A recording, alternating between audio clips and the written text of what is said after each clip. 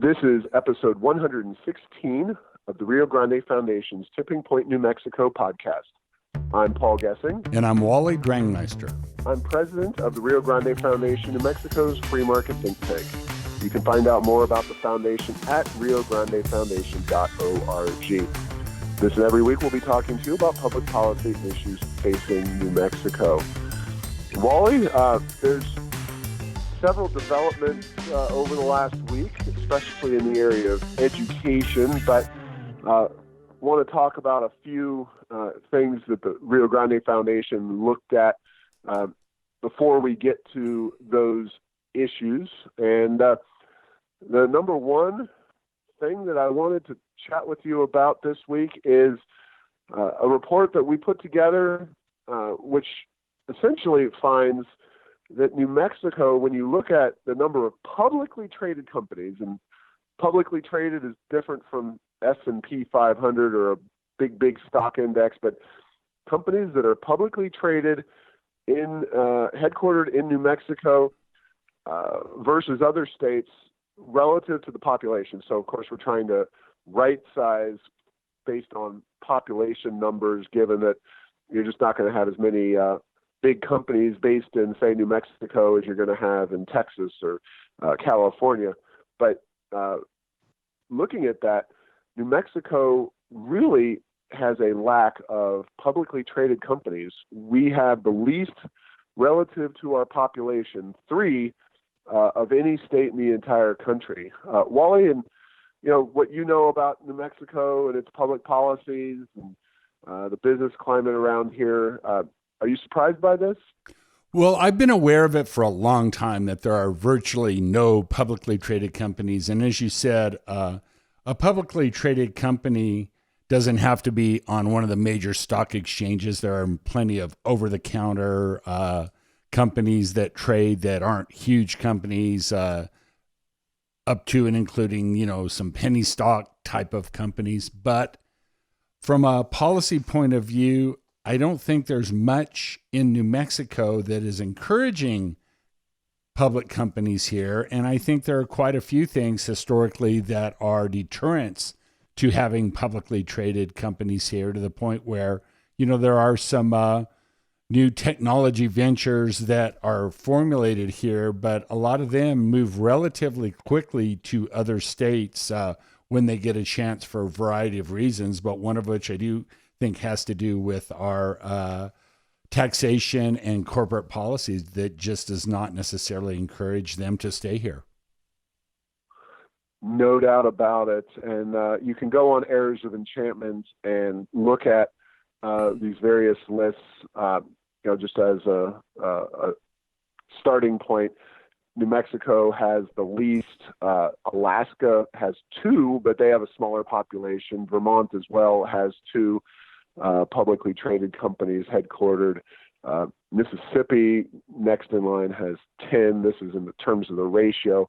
West Virginia was 6. Wyoming was only 2, but again, smaller population. On the flip side, number one, and publicly traded companies are not necessarily a measure of inherent economic prosperity, but on a per person basis, per capita basis, Massachusetts, Connecticut, Colorado, and believe it or not, Washington, D.C. Have the most, New Jersey and Texas and New York. So, a lot of it's the heritage of having businesses headquartered there and having policies, like you said, in place that are good at keeping businesses in these states. But New Mexico is definitely not a state with that long heritage going back, on the East Coast, et cetera. But we also haven't done much to be attractive, say, like Colorado has done. And, it speaks to, I think, a lot of what the Rio Grande Foundation has pointed out and tried to argue that we need to do. But even if we did all those things tomorrow, it would take a long time. You don't just have publicly traded companies spring up and issue stock right away. It takes some time. No doubt about that. And yeah, it's interesting to look like at our neighbors. Colorado has fares quite well on this list. Arizona, not quite as well necessarily. But then there's some that when you look at them, they make a heck of a lot of sense to me. A place like Florida that historically was not the hotbed of tech innovation or anything else has no income tax, seemingly friendly business climate, business environment, and they do very well. The places, as you pointed out, the the New York is the financial hub of the United States, California, and the tech. They do pretty well, despite the fact that they're heavily regulated because they have a certain huge amount of momentum from what their economies have done and continue to do there. But very interesting. And then to add insult to injury, I do think policy things like tax apportionment that's always huge in New Mexico, I think makes companies who are looking to come here very nervous. And, all that is that apportionment's how you divide your taxes or your taxable income amongst all the states you deal with. And because these rules are state by state rules, you can find yourself paying state taxes on greater than 100% of your income because the states, while there are apportionment pacts and compacts, they don't necessarily fully cover it. And New Mexico seems like they're try to mess with that almost every legislative session. Yeah, and just to give folks an idea, this is data, by the way, from Invest SNPs. It's not easy to find a comprehensive website of publicly traded companies, but Invest SNPs, and SNIPS is where we found the list we've used. They cited 106 publicly traded companies in the state of Colorado alone. That's a pretty astonishing figure. They're a little over double New Mexico's population. Texas, 415 publicly traded companies. Utah, 31. And then you're right, Arizona is relatively low, but 45. And the three in New Mexico are two that really I have never heard of myself. One is Bancorp 34, headquartered in Alamogordo. A bank headquartered in Alamogordo is publicly traded. Sigma Labs, I looked these guys up as well. They are in a digital printing state, or that's their area of business. It looks like they're based in Santa Fe, and they've got international operations, kind of around the globe. But digital printers based in Santa Fe. Who would have thought? Sigma Labs. And then with two kind of no names out there in terms of publicly traded companies. The third is a household name to many, and by that I am literally using the term P&M Resources, of course, which we spent about a half hour talking about last week. So P&M, to lump them in with a more entrepreneurial publicly traded company, it's pretty hard to envision them as anything entrepreneurial given the heavy regulatory burden that P&M bears. But they are publicly traded, and certainly the most well-known publicly traded company headquartered in the state of New Mexico. Yeah, and then I was doing a little quick research on public traded companies, and then I found some that have as many as 5. There may be a couple others, but to just put it in context, P&M's market cap is substantial. About it's in the billions. You don't, just because you're a publicly traded company doesn't mean that you're necessarily a huge company. The market cap of these, I was looking at a New Mexico Business Journal, the market cap of these is in the, $25-50 million range for some of these other entities. So not inconsequential, but, nowhere close to P&M, much less, one of the big tech companies or huge financial companies, oil and gas companies, just go down the line. No doubt about it. Well, in more news of why New Mexico government is not as attractive to businesses as governments in other states, and it's all relative, of course. most governments across our country are a little bit bloated, but New Mexico just happens to be on the extreme when it comes to the size and scope. A website that really does a good job of breaking the data down. In this case, it's government spending at the state and government spending at the local levels as a percentage of the economy of said states. And New Mexico, we're not number one on this one, but we're pretty darn close. If you look at state and local spending combined, New Mexico's at 23.39%, according to usgovernmentspending.com. You look at our neighbors, the next highest neighbor is at 17.5%, Oklahoma. Colorado, ironically, with all those wonderful companies publicly traded, is the only state neighboring us with below 15% of the state and local government consuming GDP. So really a gigantic difference. People often lump New Mexico and Colorado into the same boat because they tend to vote the same in presidential elections. But boy, you couldn't make a better case for the differences between Colorado, an economic boom state, and New Mexico, which is an economic laggard. And then, Oklahoma, Arizona, Utah, and Texas, all somewhere in between, but lower than 18%, lower than down towards 17.5%, even for Oklahoma. So it's a gaping difference between the size of state and local spending among New Mexico and its neighbors. Yeah, and it's interesting as I looked at that chart, I initially was the concept of the curse of resource or the paradox of plenty, the curse of resources with natural resources that certainly has impacted certain countries. But as we look at our neighbors, we have oil and gas. Does that give New Mexico an excuse to rest on its laurels? Evidently it does. But if we look, north of Colorado, if we look east of Texas, they certainly have oil and gas as well as a lot of other things. And they've managed to grow their economies while keeping their state and local spending within reason. So, maybe that falls apart. There must be some other policy kind of initiatives that's keeping that going in New Mexico that doesn't exist amongst our neighbors. Yeah, and like I said, this study breaks down state and local spending.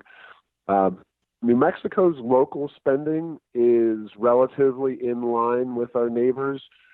Texas and Arizona actually have a little bit more emphasis on local spending. Of course, that's because K-12 education is handled at the state level, so that is going to dramatically alter these results. But it's really New Mexico state government, which does the vast majority of economic damage and spending. And it's just incredible, 15.97. So really 16% of the state's economy is consumed just by the state.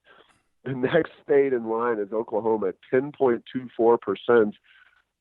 Colorado, again, economic boom state, less than half the proportion of the economy is spent on Colorado state government. And Texas is even below Colorado at 6.67%. States do spend. Some states do have higher combined state and local spending than New Mexico, though. Those are Alaska, Mississippi, and Wyoming. And people don't think red Wyoming is a state that has a lot of big government, but it is. You're right. Another resource-intensive state.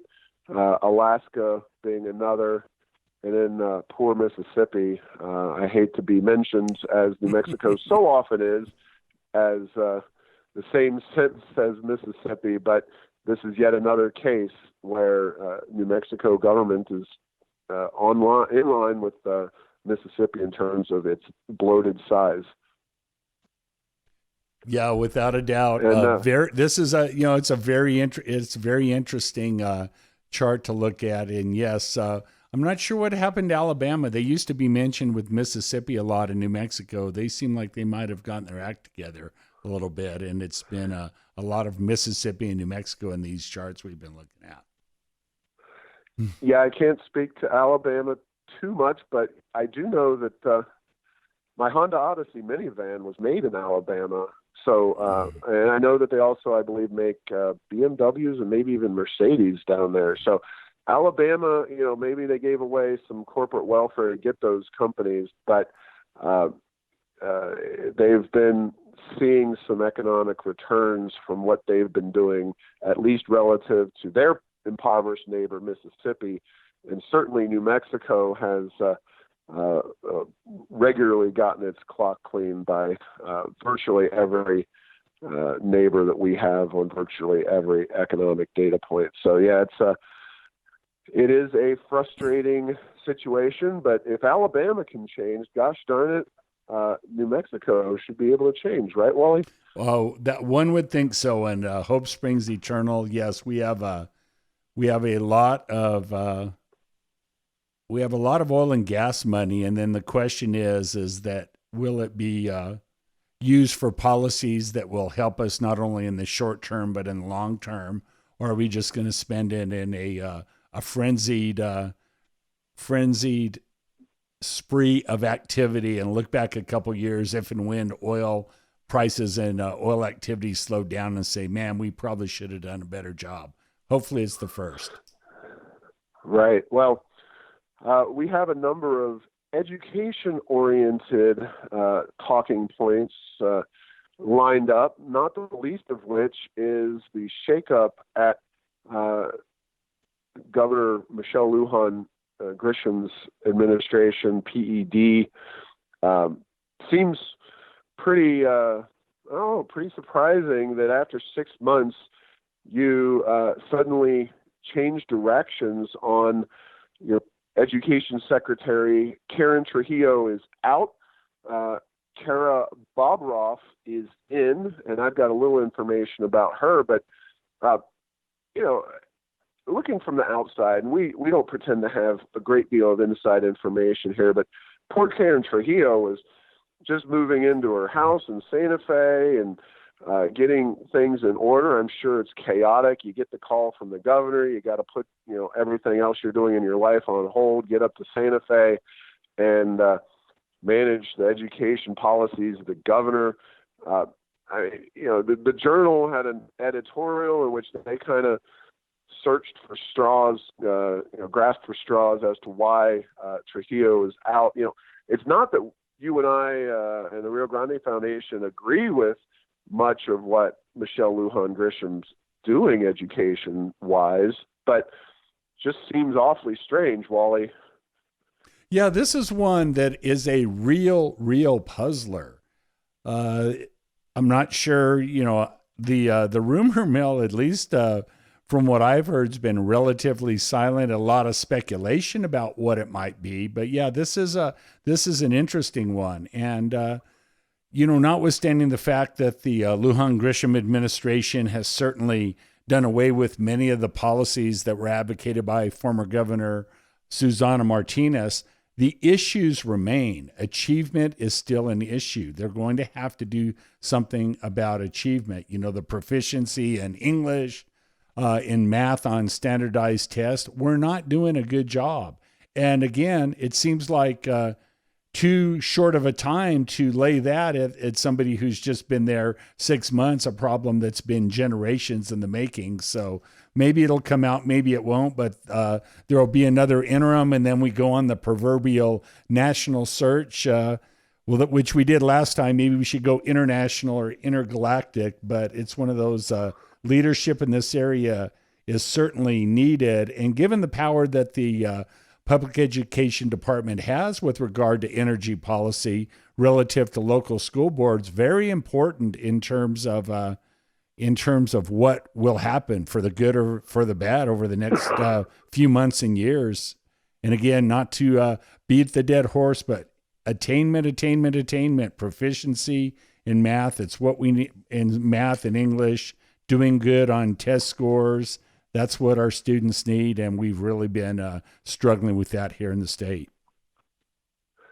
No doubt. And the replacement, at least the interim PED secretary, is a woman named Kara Bobroff.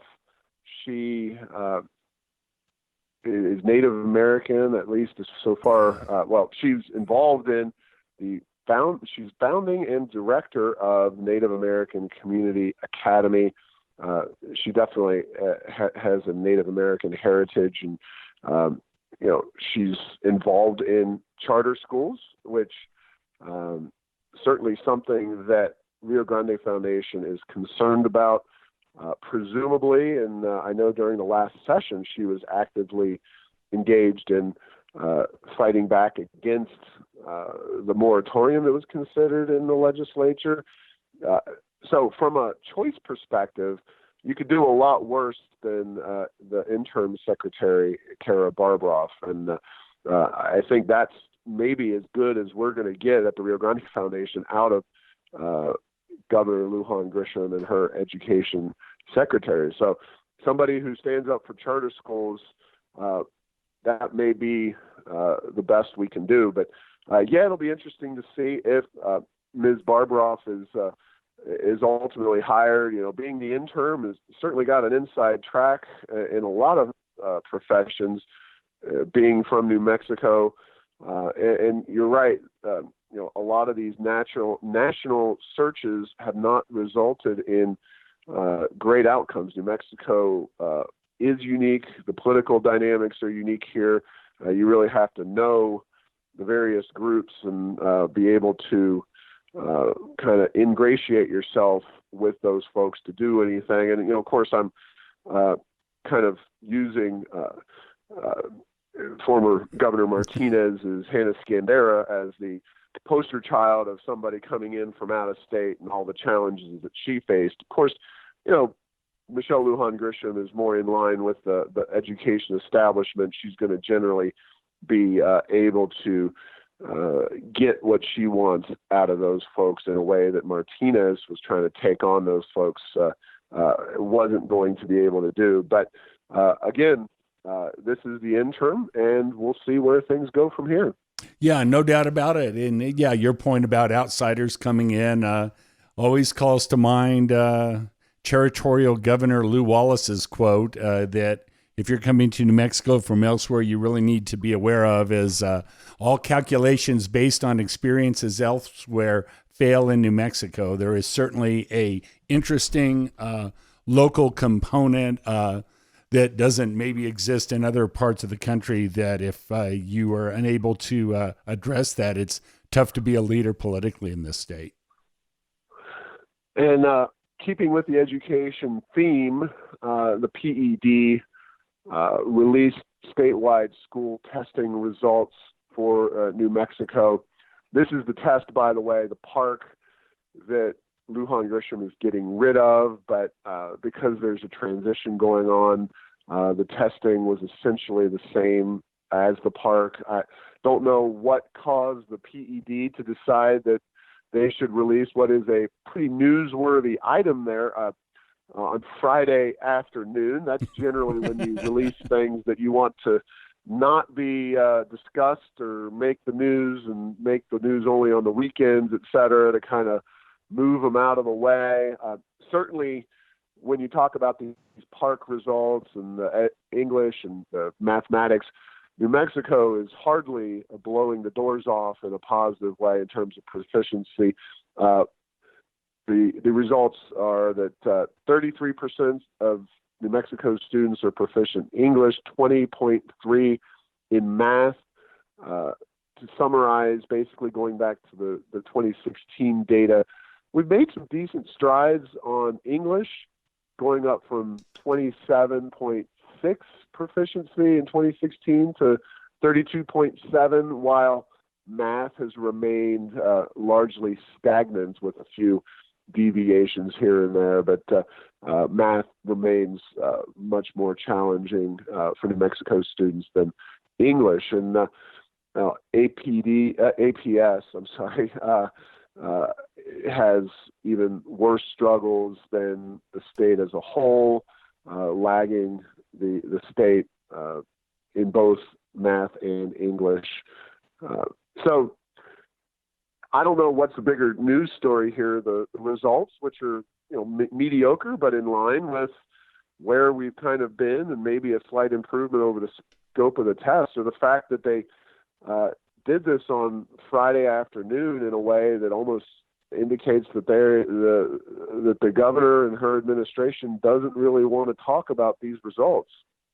Yeah, the curse of the late Friday afternoon. The only thing that's better is the Friday before a 3-day weekend to have it die quickly. But kudos to the journal for doing the report. And then the other thing that's interesting is, as you said, APD struggles even relative to the statewide averages, where just next door in Rio Rancho, the bedroom community of Albuquerque, they're doing a little bit better with 43% of the Rio Rancho students proficient in English, 32 in math, where if you're, looking at APS, and I almost said APD too, APS, the number's much lower than that.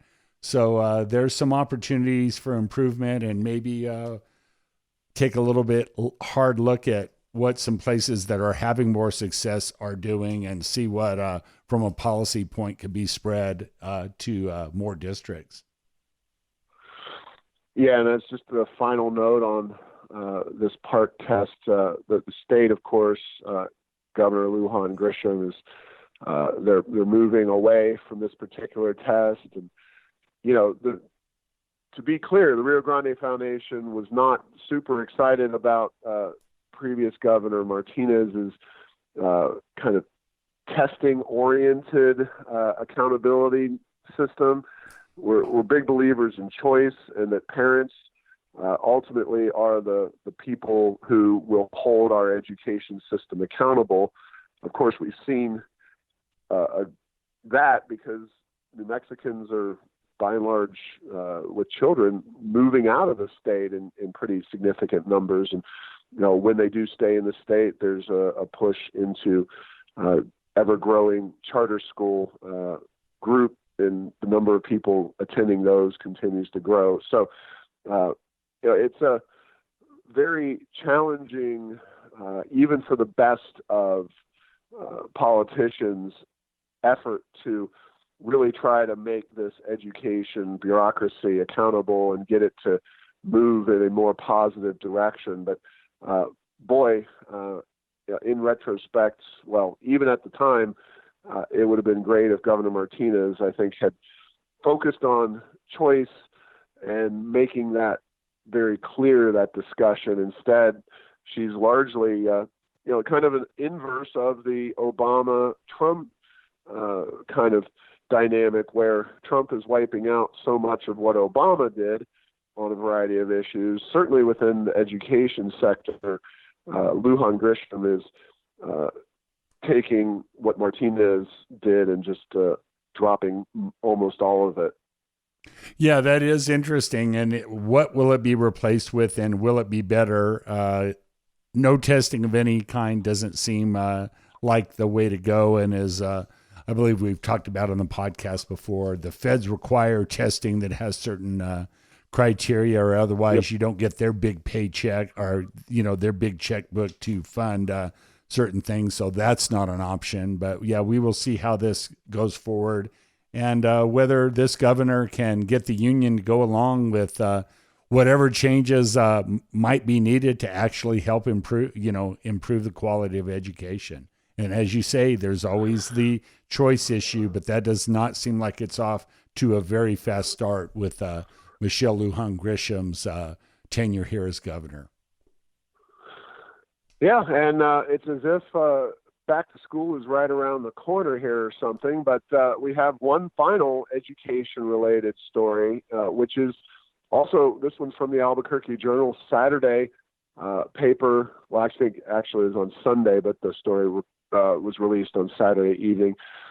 New regulations limit schools' most experienced subs. And basically, the idea here is that a lot of teachers, after they retire, they don't mind being in the classroom, interacting with the kids, and showing up and doing things, managing the classroom.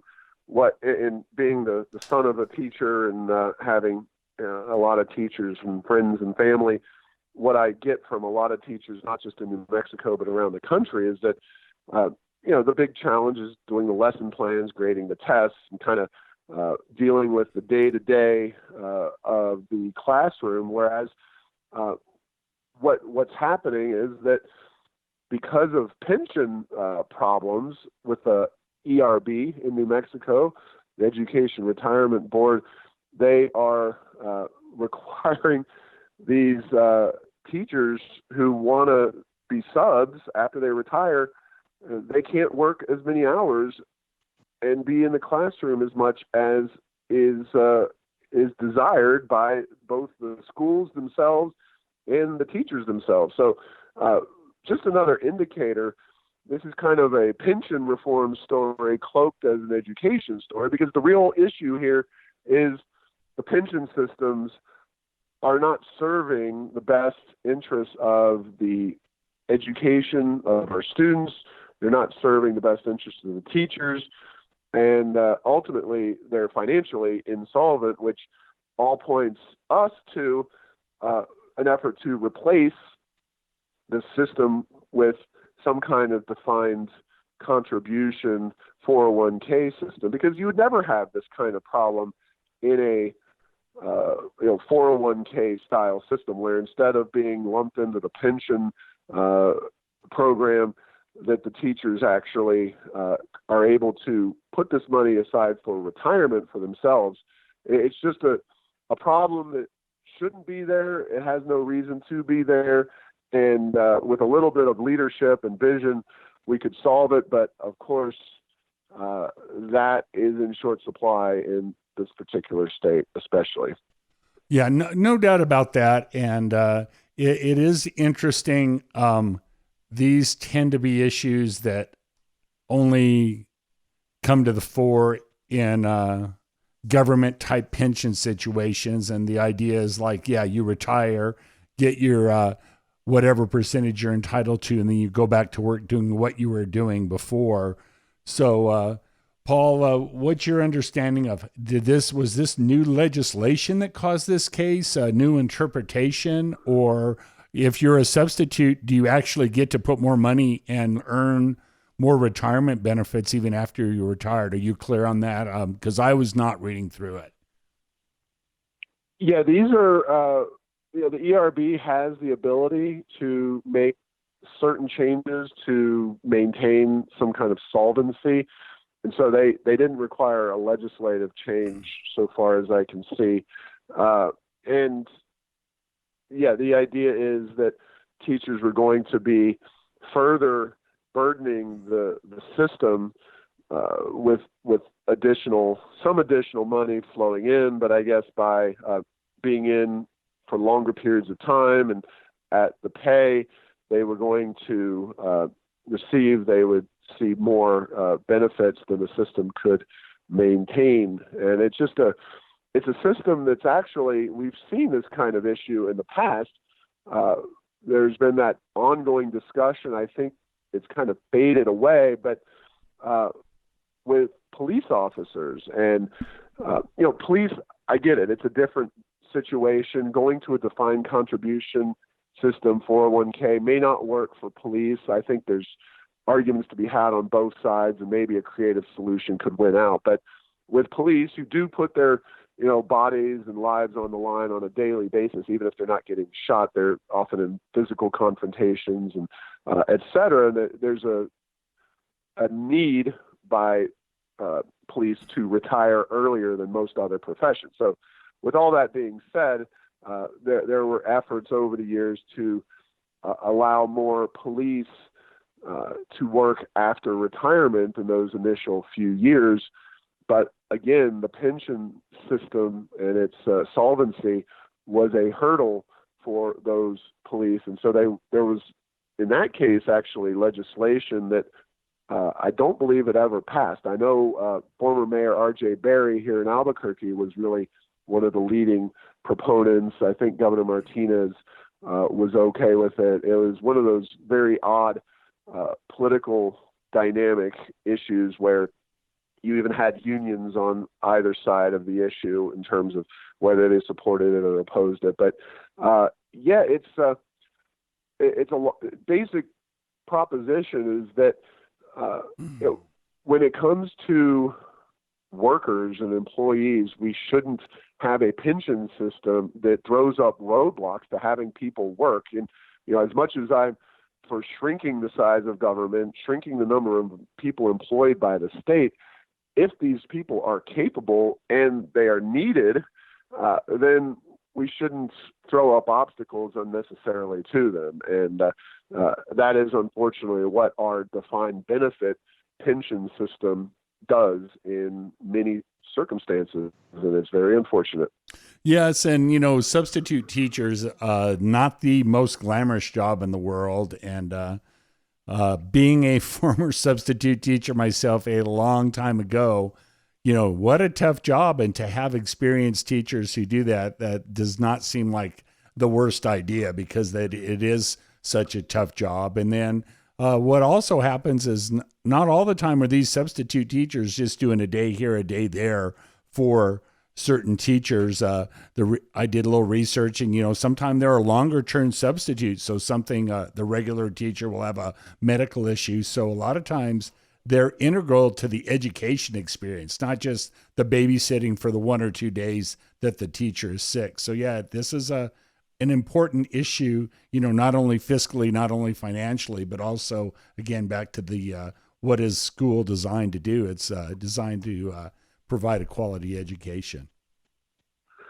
Yeah, and just as one additional aside, what you hear so often, and of course I have kids in the public schools as well, and when they have subs, the biggest issue is often, because subs are limited, quite frankly, in their teaching leeway that they're given and the ability that they have to even teach. But classroom management is really something that I think having some years in the classroom can be helpful with. And by a pension system pushing people who have managed classrooms for decades out is definitely not a great deal for anybody involved. Just the last few minutes here, Wally, I was at the IPANM conference last week, the Independent Petroleum Association of New Mexico, great organization representing kind of the smaller producers throughout New Mexico. A lot of folks who do business in this state in the oil and gas industry are members of both NMOGA, New Mexico Oil and Gas Association, and IPANM. Lovely conference. Of course, times are very good for oil and gas here in New Mexico. They had their conference down at the Hotel Chaco and Hotel Albuquerque, which are very nice locales to bring people in and have speakers and talk and whatnot. And really interesting discussions. Representative Jim Townsend, a Republican, was one of the speakers, talking about the opportunity we have to use the money we have flowing in here for reforms and improving our state. Of course, he was critical of the way things have been done. And he spoke with Speaker Brian Egolf there in attendance listening. And Speaker Egolf was also one of the speakers, pretty positive and pretty, at least outwardly friendly and happy about the oil and gas industry. Certainly, Egolf is among the Democratic leaders of the state who love that money that's flowing into the coffers, whether they are willing to stand up when the seas get a little violent there in terms of the environmentalists come knocking and some of the things that are happening potentially with regard to environmental issues. That may be a different challenge, but those bridges have not been crossed yet. We'll see when that all shakes loose. And Stephanie Garcia Richard, the land commissioner, was there as well. Gave pretty good talk. She did call for increasing royalty payments on the industry, and I'm not sure that that went over particularly well, but she did emphasize how she wants to work with the oil and gas industry, and gave no signs of being a lane commissioner that wants to shut the industry down. Of course, you never know. Politicians are mercurial folks, and at least at this conference, it was a relatively kumbaya environment there with folks on both sides of the political divide, definitely wanting to be friendly with oil and gas, and showing that friendship by coming by and giving reasonably favorable speeches. I know John Arthur Smith, Senate Finance Committee Chairman, was there as well. Yes. Well, that's good to know everyone's happy while the money is flowing. If this were a TV show, it'd be a lot closer to Entourage right now than the Hunger Games, with all the money that's flowing into the state. And, the whole issue about raising royalty rates on state trust lands can certainly do that. Just keep in mind, there is no magic, as have alluded to and talked to several times. There's this little thing called the Laffer curve that when you raise tax rates beyond a certain point, you actually get less revenue. And, at some point that can happen in things like royalties too. It's a very similar concept. And then when you raise royalty rates at a higher level, they also bid to get those initial leases. And so you would think that the initial bid would be less. So a complicated issue without necessarily a clear answer as to what is right. But the other thing is there's hundreds of thousands into the millions of acres of oil and gas producing leases in the state already that wouldn't be affected because those leases were issued under the old rates. So, that's one of those, I think, that not unimportant, but I'm not sure in the big scheme of things that's going to be the hugest thing the oil and gas industry deals with in the next few years. It's always the thing that can really get the industry in New Mexico is costly and cumbersome regulations relative to our friends in Texas that make it easier to drill your next oil well near more closely to Midland, Texas than to Carlsbad, New Mexico. No doubt about it. Well, folks, thanks for listening in, and make sure to get the latest edition of Tipping Point New Mexico by subscribing at Apple Podcasts, Stitcher, and Spotify. You can post or comment on this and other episodes on Facebook and Twitter, and tell Google Home to play Tipping Point New Mexico. Thanks to Path 3 Marketing for producing this show.